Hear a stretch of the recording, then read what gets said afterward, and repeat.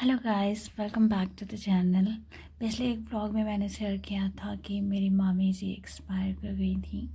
उनकी तबीयत काफ़ी दिनों से ख़राब थी, पर फिर भी बीच में ठीक हो जा रही थी ना, तो एक उम्मीद थी। अभी बहुत यंग थी और बचपन का काफ़ी सारा टाइम उनके आसपास भी गुजरा है, तो इसीलिए बहुत ही स्पेशल सा लगाव हो जाता है। जो लोग हमारे अपने होते हैं, हम कभी नहीं चाहते कि वो हमें छोड़ के जाएं। तो अचानक से हमने डिसाइड किया कि हम उनकी तिरंगे पे जाएंगे और शर्मा जी का जाने का बहुत ज़्यादा मन था। फिर मैं भी चली जल्दी संग में, हम दोनों चल निकले वहाँ पे।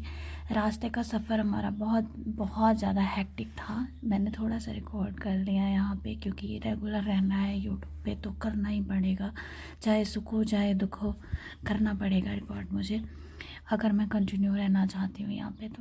तो ये भी लाइफ का एक पार्ट ही है। हम लोगों की ट्रेन कोई भी नहीं थी, रिजर्वेशन नहीं था। गोरखपुर से 3 बजे का रिजर्वेशन था हमारा एसी में, तब जाके हमें कहीं चैन मिला।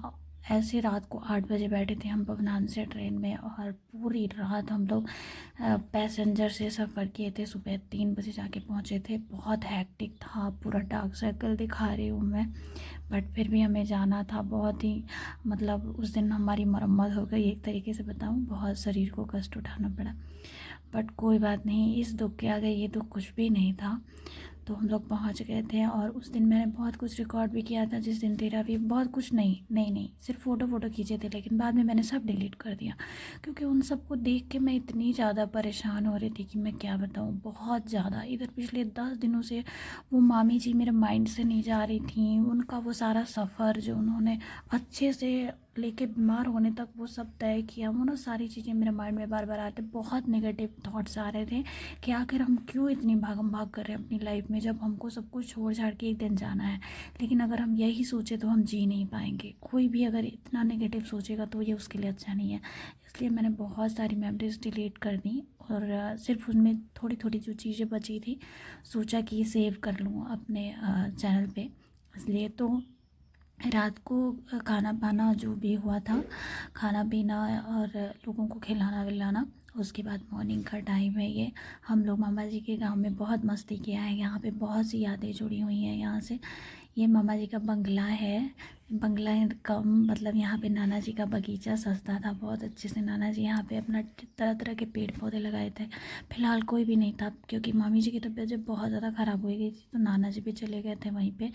पूरी फैमिली बेतिया में ही रहने लगी थी उनकी देख रेख में, इसलिए यहाँ का सब ऐसे ही पड़ा हुआ है।